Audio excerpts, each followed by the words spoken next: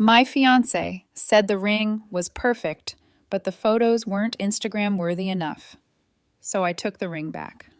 6 months later, when another man put it on my finger, my ex tried to sue me, call the police, and turn the internet against me. My name is Claire Bennett, and I'm 32 years old. A year ago, if someone had asked me what the happiest moment of my life was, I would have said it was the night I gave Ryan the ring and believed our future was finally beginning. I would have told them about Sunset Gardens, the private gazebo by the lake, the guitarist playing softly under the trees, and the exact second the sun dipped low enough to turn the water gold. Now, when people ask how I met my husband, I usually leave out the part where another man nearly destroyed his own life over a ring he didn't truly want until he saw someone else wearing it. Ryan and I had been together for 3 years when I planned a surprise commitment celebration for us. I know that isn't the traditional version most people picture, but our relationship had never followed a perfect script. Ryan used to say he liked that about us. He said I was bold, practical, impossible to intimidate. He said he loved that I didn't wait around for permission to build the life I wanted.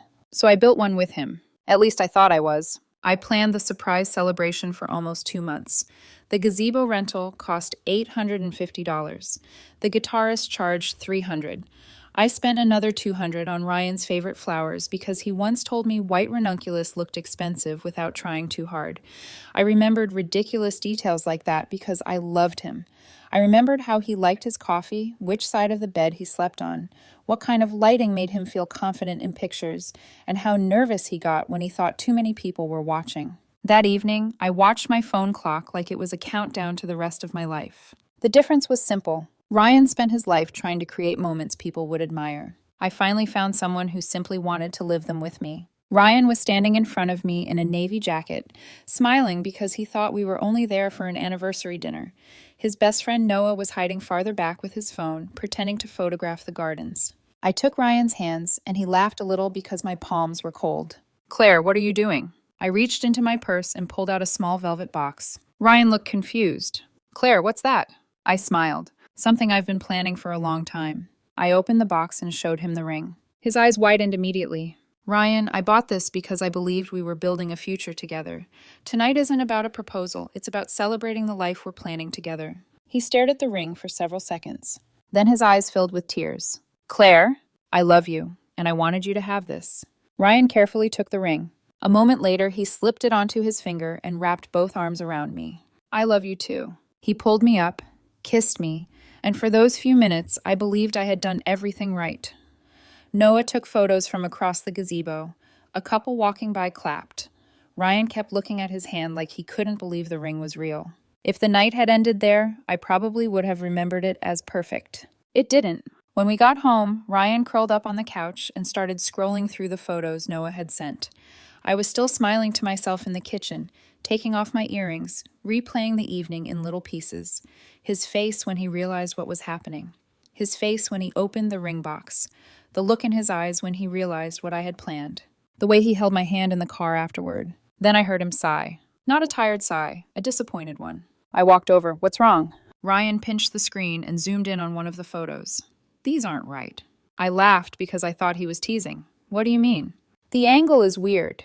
He turned the phone slightly away from me, as if looking at it alone would make the image improve. "Look at my jaw here." I looked. He looked handsome, happy, completely himself. "Your jaw looks like your jaw."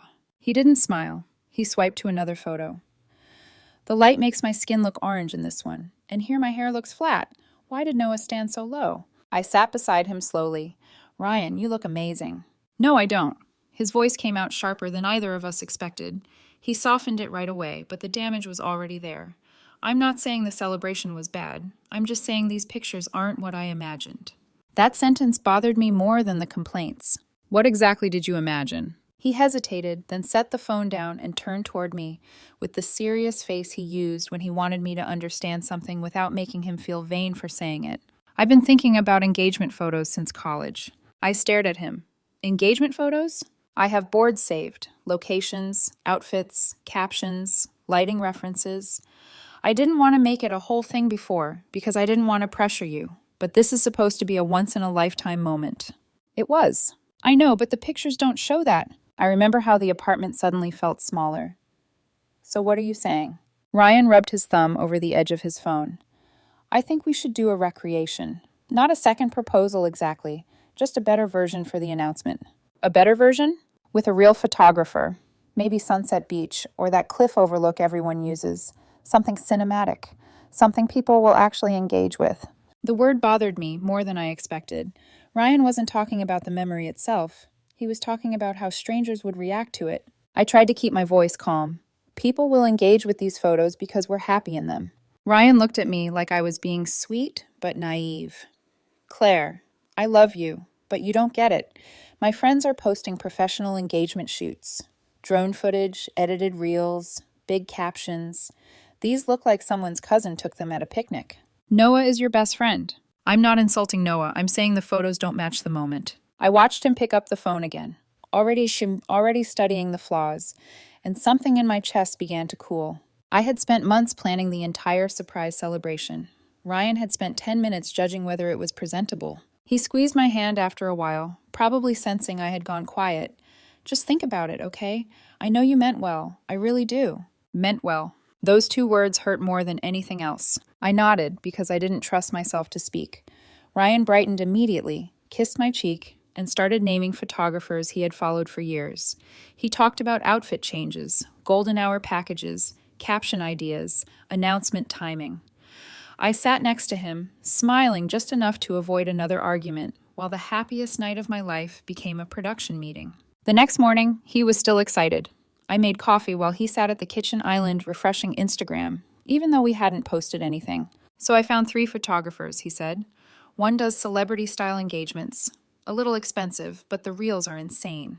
Ryan. He looked up. What?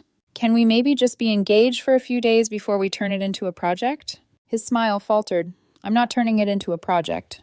I wanted to ask what he called vendor lists, outfit references, and caption drafts, but I was tired.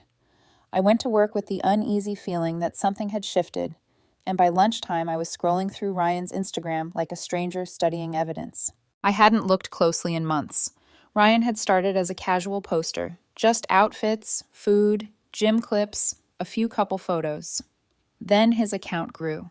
10,000 followers became 12,000. He started calling himself a lifestyle creator, half joking at first, then not joking at all. Looking at the feed that day, I saw what I had trained myself not to notice. Every date had become content. Every trip had a color palette. Every dinner had a caption. Even our lazy Sundays had somehow been arranged to look effortless. When I got home that night, there was a ring light in our bedroom. Ryan stood in front of it holding a notebook. What is this? I asked. He looked almost proud. Testing announcement videos. I stared at him. Announcement videos for what? For after the recreation. I want to see which caption style feels best on camera. He turned back to the lens and read, Some moments are worth waiting for because true love deserves perfection. I stood in the doorway, still holding my bag, and watched the man I had just promised my future to rehearse being moved by a proposal that hadn't happened yet. Do you hear yourself? I finally asked. Ryan stopped recording. What does that mean? It means you're filming engagement content for a fake version of our engagement. His jaw tightened. You're making it sound weird. Because it is weird. Claire, I'm allowed to want nice photos. And I'm allowed to feel hurt that the real moment wasn't enough for you. He put the notebook down. You're acting like I rejected you. I looked at the ring on his finger. Didn't you? That was the first real fight. Not loud, not dramatic, but worse somehow because it didn't end. It just settled into the apartment. Over the next week, Ryan kept sending photographer packages and pretending everything was fine. I kept trying to convince myself couples survive worse than vanity and bad communication. Then he gave me another reason to stop pretending. I came home early one Tuesday and found him filming again. This time there were 3 jackets hanging from the closet door, his laptop open to editing software, and upbeat music looping from a speaker. He didn't hear me come in. He restarted the same line 4 times, changing his smile each time. Some moments are worth waiting for. Delete. Some love stories deserve a second take. Delete. Sometimes forever begins with the perfect view. I stood there long enough to feel embarrassed for both of us. When he finally saw me, he looked irritated instead of surprised. Can you give me 10 minutes? I'm trying to get ahead of the content schedule. That phrase did something to me. Content schedule. For our engagement. I sat on the bed. if Instagram disappeared tomorrow, would you still want a reproposal? He blinked. Of course. Why? Because I want beautiful memories. Then why aren't the original memories enough? Ryan looked away, just for a second, but it was long enough. That night at dinner, he answered comments while I ate across from him. Twice, he interrupted me to reply to followers. At some point, I stopped talking and watched him smile at his phone with the kind of attention he hadn't given me in days. By morning, I knew I wasn't excited about marrying him anymore. I was anxious. There's a difference, and once you feel it, you can't convince yourself it's love. A few days later, an old friend named Daniel Harper texted me. He had moved back into town and asked if I wanted coffee. Daniel and I had known each other years earlier, before Ryan, before adult life scattered everyone. I almost ignored the message because my life already felt complicated, but I said yes. Coffee with Daniel changed something in me, not because it was romantic right away, but because it was normal. For 2 hours, we talked about work, family, old memories, the city, bad apartments, and the kind of food we missed from college. He didn't photograph his coffee. He didn't check his reflection in the window. He didn't ask whether the table looked good enough for a post. He just sat there, fully present, laughing when something was funny and listening when something mattered. When I got home, Ryan was back in front of the ring light. That was when I stopped trying to rescue the version of him I missed. A week later, he came home talking about the perfect photographer. This guy does celebrity engagements, Fiancé, he said, dropping his keys into the bowl by the door.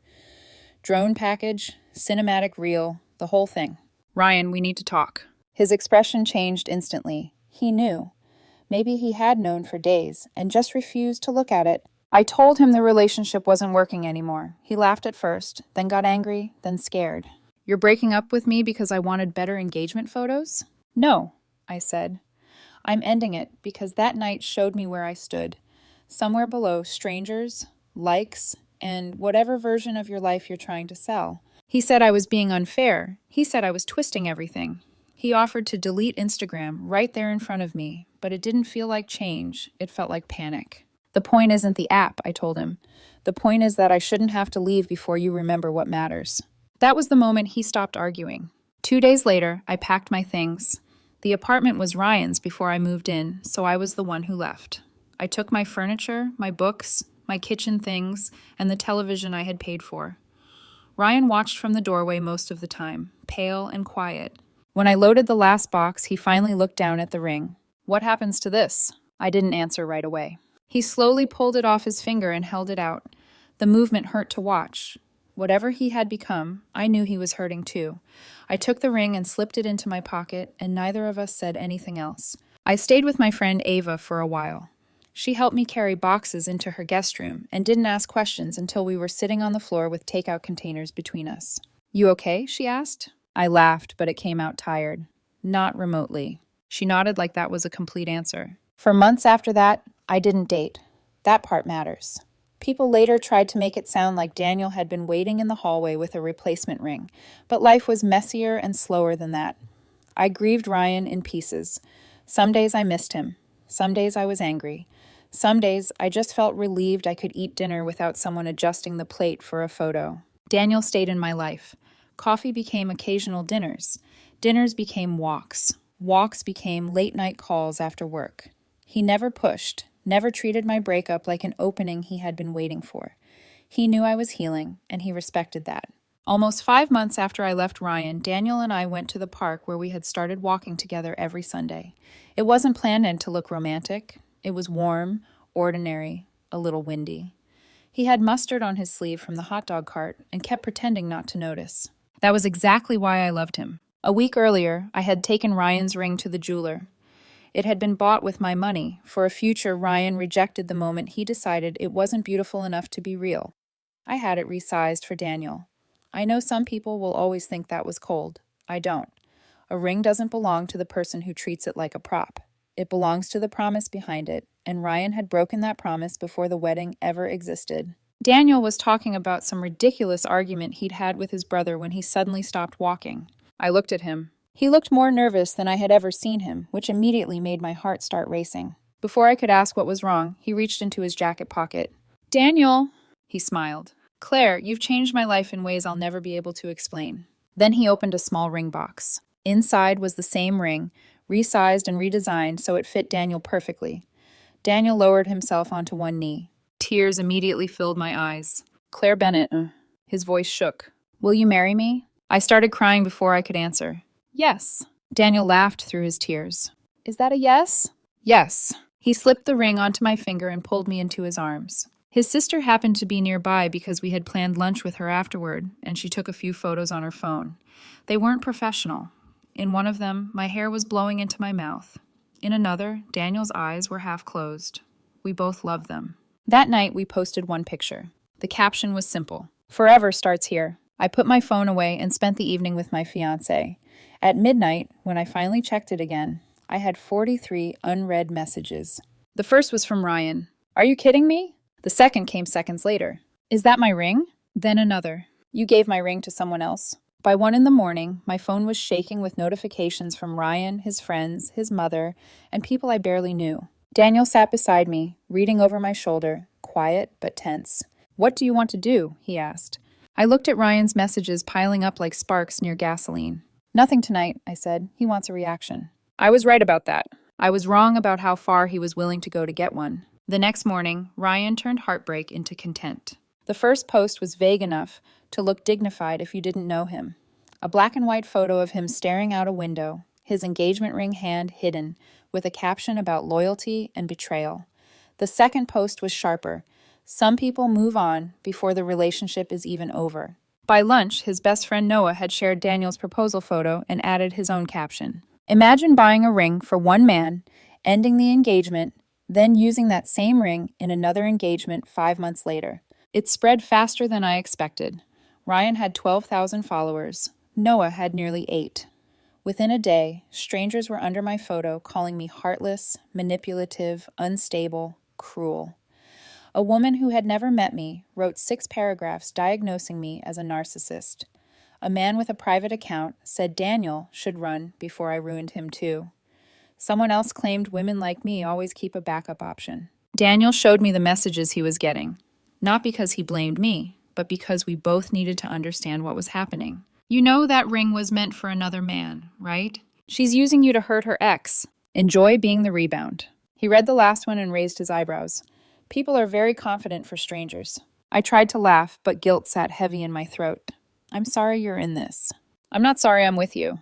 That helped, but not enough. Ryan posted more over the next 48 hours. He used screenshots, but only the ones that helped him. He showed the breakup messages without the weeks of reproposal demands before them. He showed my engagement post without the months that had passed after I left. He described the ring as ours, though the receipt had my name, my card, and my payment history attached to it. His version was cleaner than reality. That made it easier to sell. Then his mother called my workplace. I found out from my boss, Martin, who asked me to step into his office with the careful expression managers use when they're trying not to look alarmed. We received a strange call this morning, he said. A woman claimed you stole from her son and were harassing him online. I closed my eyes for a second. Ryan's mother. Martin leaned back. I assumed there was context. There is. Unfortunately, it's embarrassing. I told him the short version. The proposal. Ryan's demand for a more Instagram-worthy recreation. The breakup. The ring. Daniel. The posts. By the time I finished, Martin looked less worried and more annoyed on my behalf. So your ex-fiancé is angry because you kept a ring you bought after he returned it to you? That's the simple version. Give HR documentation in case she calls again. So I did. Receipts, text messages, screenshots of Ryan asking about photographers, his messages after my engagement post, everything. 2 days later, Ryan's mother found my mother's number. My mom called me right after, not crying, not confused, just furious in the cold, controlled way that made me nervous as a teenager. A woman named Patricia Carter just told me my daughter stole her son's engagement ring. Mom, she also said you ruined his life for no reason. I can explain. You don't need to. I let her talk for 4 minutes, then I asked who paid for the ring. She didn't like that question. Despite everything, I almost smiled. My mother had never been the kind of woman who needed much evidence before defending her child, but she was also practical. When I explained the whole situation, she was quiet for a moment and then said, Claire, if a man accepts your commitment and then complains that the photos weren't good enough, that man did not want marriage. He wanted a campaign. That sentence stayed with me. The real trouble started when Ryan stopped implying and began accusing. His next video was shot in his car. His eyes were red, his voice carefully shaky. He said he had been controlled during our relationship. He said I didn't support his online work. He said I made him feel small for wanting beautiful memories. He said I isolated him by making him believe his family didn't understand us. Patricia commented beneath it, "We tried to help him for years. She had him convinced we were the problem." That was the moment the situation stopped being humiliating and became dangerous. People I hadn't spoken to since college started messaging me. Heard some concerning things. Hope they're not true. Did you really control what he posted? I always thought something was off with you two. Ryan had taken the real issue, that I didn't want our life reduced to content, and twisted it into a story where I had tried to silence him. It was clever in the ugliest way. Every criticism I'd made about his obsession with social media became evidence that I was controlling. Every boundary became abuse. Every refusal to participate became sabotage. I called a lawyer the same day. Her name was Lauren Pike, and she had the kind of calm voice that made bad situations feel slightly less impossible. "Do you have documentation?" she asked. "Yes." "How much?" "A lot." "Good. Send everything." That night, Daniel sat beside me at the kitchen table while I built a timeline. The original celebration photos, the text where Ryan asked for a reproposal, the photographer links, the video scripts I had photographed because something about them made me uneasy even then, the breakup messages, the day Ryan returned the ring, the date I moved out, the months between that and Daniel's proposal, screenshots of Ryan's posts, screenshots of Patricia's comments. Daniel made coffee at 11, then tea at 1, then toast at 2 in the morning because neither of us had eaten dinner. At some point, he looked at the folder on my laptop and said, "I hate that you have to prove you're not the villain." "So do I." Lauren sent cease and desist letters to Ryan and Patricia the following Tuesday.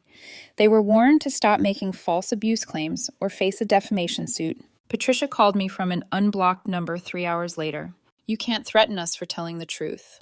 "I'm not threatening you. My lawyer is documenting your lies." "My son is traumatized." "Your son is embarrassed." She gasped like I had slapped her. "You stole from him." "I kept property I purchased after he returned it." "We are going to ruin you." I looked at the folder of evidence open on my desk and felt strangely tired, not frightened. "Then keep posting. My lawyer said patterns help." She hung up. That night, Ryan tried a different approach. He showed up at Daniel's apartment. Daniel was home alone when the doorbell rang. He looked through the peephole and called me immediately. "Ryan is outside." I stood up so fast my chair scraped the floor. "Do not open the door." "He has flowers." "Daniel, please don't open it." "I'm not going to. I am just telling you this is getting weird." I got there in 12 minutes. Ryan was still outside, flowers drooping in his hand, his face pale and furious under the hallway light. When he saw me, his expression changed into something wounded and theatrical. "I just wanted to talk to him, man to man." "You need to leave. He deserves to know what you're like." Daniel opened the door behind me before I could stop him. He stood there barefoot, calm, and visibly unimpressed. "I know what she's like," Daniel said. "I'm marrying her." Ryan's face twisted. "You're wearing my ring." Daniel looked down at his hand, then back at him. "It fits me." That should not have been funny. It was. Ryan didn't think so. He threw the flowers at the wall, missed us completely, and stormed out. By the time he reached the parking lot, he was already filming himself on his phone. The next week, he filed in small claims court for $8,000, the value of the ring plus emotional damages. When I sent the notice to Lauren, she called me laughing under her breath. "I'm sorry," she said. "I shouldn't laugh, but this is going to be short." "Are you sure?" "He has no ownership claim. Engagement rings are usually treated as conditional gifts. In your case, you bought the ring, he accepted the ring and our engagement, then returned the ring when the engagement ended. He can argue feelings all day. Feelings don't create title." Court came 4 weeks later. Ryan arrived with Patricia, Noah, and an actual lawyer who looked expensive enough to make me nervous. Ryan wore a dark suit and the wounded expression he had perfected online. Patricia glared at me like I had personally dismantled her family. Daniel squeezed my hand before I walked to the front with Lauren. Ryan's lawyer stood first. "Your Honor, my client was promised this ring as a symbol of commitment. The defendant ended the engagement, then used that same ring to humiliate him publicly by giving it to another man." The judge looked at me. Response? Lauren nodded for me to speak because the facts were simple. "Your Honor, I bought the ring with my own money. 8 months before the celebration. Here is the receipt. Ryan accepted the ring and our engagement, then told me the photos weren't good enough and asked me to stage a reproposal for social media. Here are the messages. I ended the relationship afterward. When I moved out, Ryan removed the ring and gave it back to me. 5 months later, I had it resized and redesigned before my fiancé used it to propose to me. The judge read for several minutes. Ryan kept shifting beside his attorney. Finally, the judge looked at him. Mr. Carter, did you return the ring to Miss Bennett? Ryan's lawyer tried to interrupt, but the judge held up a hand. Ryan swallowed. I gave it back because I was upset. That wasn't my question. Yes. And did Ms. Bennett purchase it? She bought it, but it was meant for me. Many gifts are meant for someone. That doesn't mean the recipient retains ownership after returning them, especially when the engagement ended before marriage. Patricia stood. He was manipulated. The judge looked over his glasses. Ma'am, sit down. She sat, shaking with rage. Ryan's lawyer pushed emotional distress, but the judge wasn't interested. He dismissed the case. No damages, no ring, nothing. Outside the courtroom, Patricia called the judge corrupt. Noah filmed until Lauren turned to him and said, If you post my client leaving court with another false caption, you'll receive your own letter by tomorrow morning. He put the phone down. I thought the dismissal would embarrass Ryan into stopping. Instead, losing in court broke whatever restraint he had left. That night, he posted again. The legal system protects abusive women when they know how to manipulate the story. Patricia shared it. Noah shared it. People demanded my workplace be contacted. Someone posted my LinkedIn. Someone else found Daniel's employer. By morning, HR called me in. Daniel's boss called him too. Both companies received emails calling us unstable, immoral, dangerous. My company had the documentation, so they backed me quickly, but damage doesn't need to be permanent to be humiliating. It only needs to make people look at you differently in the hallway. Then Ryan filed a police report claiming I had stolen the ring. 2 officers came to my apartment on a Saturday morning. I was exhausted by then. I handed them a folder before they finished explaining why they were there. The older officer read the court dismissal, the receipt, the return timeline, and Ryan's messages. He sighed. This has already been decided? Yes.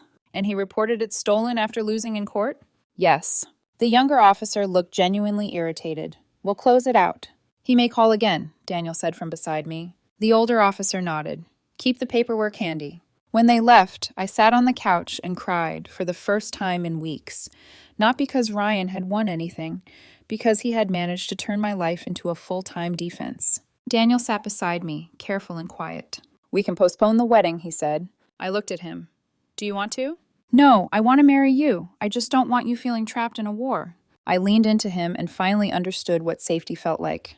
Not someone promising to fight every battle for you, but someone refusing to become another battle you have to survive. We're not postponing, I said. He doesn't get to decide when my life begins again. Daniel and I got married 3 weeks later in a small ceremony with immediate family and a few close friends. No announcement countdown, no professional content plan, no drone footage. We hired one photographer because my mother insisted she wanted decent pictures, but we didn't post anything that day. That was the first peaceful decision we had made in months. I wore a simple ivory dress. Daniel wore a gray suit and kept touching the ring like he still couldn't believe it was his. My mother cried before I even walked down the aisle. Ava cried during the vows. Daniel's sister cried so loudly during the kiss that half the room laughed. The photos were beautiful because the day was beautiful, not perfect, real. In one picture, Daniel is wiping his eyes with the back of his hand. In another, I'm laughing so hard my mouth is open. My favorite photo isn't posed at all. We're standing near the side door after the ceremony, forehead to forehead, both of us looking relieved. That one never went online. 2 days after the wedding, Ryan posted a photo of his own hand wearing a ring that looked almost exactly like the one Daniel wore. The caption said, "Finally got the ring I deserved. Better late than never." People asked who the lucky person was. Ryan never answered. Patricia commented, "This is what real love looks like." Daniel saw it before I did and simply turned his phone around. I stared at the photo, then at him. Did he buy himself a copy? Daniel shrugged. Seems like it. A month earlier, that would have made me furious. By then, it just made me tired. Ryan didn't want a marriage. He wanted the image of being chosen. If no one else would give him that image, apparently he was willing to buy it himself. The online storm slowly lost energy after that. It didn't stop all at once. Nothing on the internet dies with dignity. People moved on because another scandal appeared. Another stranger became the villain of the week. Another comment section needed feeding. Ryan kept posting vague quotes about betrayal, healing, and knowing your worth, but the engagement around them dropped. Even his followers seemed to get bored when no new disaster arrived. Behind the scenes, things were not going well for him. I found that out from Noah, of all people. He messaged me 2 months after the wedding. I almost deleted it without reading, but curiosity got the better of me. Hey, I know we're not good, and I'm not asking you to respond. I just wanted to say I'm sorry for helping him make it worse. He told us things that weren't true. The court stuff opened my eyes. He's not doing great. Legal fees hit him hard, and his mom is furious because she helped pay. He moved back in with his parents. They're fighting constantly. I should have stayed out of it. I read the message twice, then showed Daniel. Are you going to answer? He asked. I thought about it. There was a time when I would have wanted an apology from every person who helped Ryan hurt me. I would have wanted them to admit they were wrong, publicly, loudly, with the same energy they used when they attacked me. But apologies don't always give you peace. Sometimes they just reopen a door you worked hard to close. I blocked the number. A week later, Lauren confirmed that Ryan and Patricia had stopped making direct claims about me. She suspected the legal bills had finally done what common sense couldn't. My company stopped receiving emails. Daniel's workplace stopped getting calls. My mother stopped forwarding Patricia's dramatic voicemails because there were none left to forward. Quiet returned slowly. At first, I didn't trust it. I kept screenshots. I checked privacy settings. I hesitated before posting anything, even harmless things. Daniel noticed, but he never rushed me. When I left my phone on the table for an entire movie without checking it, he looked so proud I almost cried. Marriage with him was not dramatic, which turned out to be exactly what I needed. We argued about normal things. Groceries, thermostat settings, his habit of leaving cabinet doors open, my habit of pretending I knew where I put important documents. We worked, cooked, paid bills, visited family, planned a move to a bigger place, and built a life that didn't need to be constantly witnessed to be real. Sometimes I still thought about Ryan, not in a longing way, more like remembering a version of my life that belonged to someone else. I'd picture him sitting under perfect lighting, choosing captions, chasing strangers who could never give him enough approval to make him feel whole. There was something sad about it, even after everything he did. But pity is not an invitation back into your life. One evening, almost a year after Sunset Gardens, Daniel and I were eating cereal for dinner because neither of us wanted to cook. He was wearing an old college shirt with a hole near the collar. I had my hair clipped up badly and no makeup on. The dishwasher was making a weird noise we were both ignoring. He looked at me over his bowl and said, "You know, this is probably not Instagram worthy." I nearly choked laughing. "No," I said, "definitely not." He lifted his left hand, the ring catching the kitchen light. Still the best thing I've ever worn. That was the moment I knew the story had finally lost its sting. Ryan had called it his ring. Patricia had called it stolen. Strangers had called it proof that I was cruel. A court had called it mine. But sitting across from Daniel in our messy kitchen, I understood that the ring had never been powerful on its own. It only reflected the person wearing it. On Ryan, it had become a prop in a performance he thought the world owed him. For Daniel, it became the promise I had wanted it to represent from the very beginning. The final count was ridiculous when I wrote it down. I lost money on the original venue cancellation. I spent more on legal fees than I care to admit. I lost friends who believed screenshots before they asked questions. I lost months of peace defending myself from a man who wanted sympathy more than accountability. But I gained a husband who values private happiness more than public applause. I gained a home where love doesn't need a caption. I gained a life that feels better than it looks online, which is more than I can say for the life Ryan kept trying to sell. People ask if I regret keeping the ring. Number. Ryan rejected it when he rejected the moment behind it. He returned it when the engagement ended. Everything after that was noise from someone who couldn't stand seeing another man appreciate what he had treated like content. I don't know where Ryan is now. I don't check. I don't ask.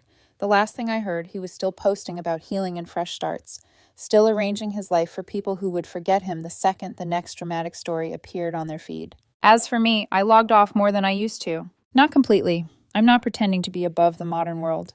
I still post birthday photos and vacation pictures and the occasional dinner that looks better than it tastes. But I don't confuse proof with presence anymore. The best parts of my life now happen when nobody is watching. And every time Daniel reaches for my hand, every time that ring brushes against my fingers. I remember the night Ryan looked at our celebration photos and saw flaws where I saw love. Ryan spent years chasing moments that looked perfect from the outside. I eventually learned that the happiest moments in life rarely look perfect at all. The difference was simple. Ryan spent his life trying to create moments people would admire. I finally found someone who simply wanted to live them with me.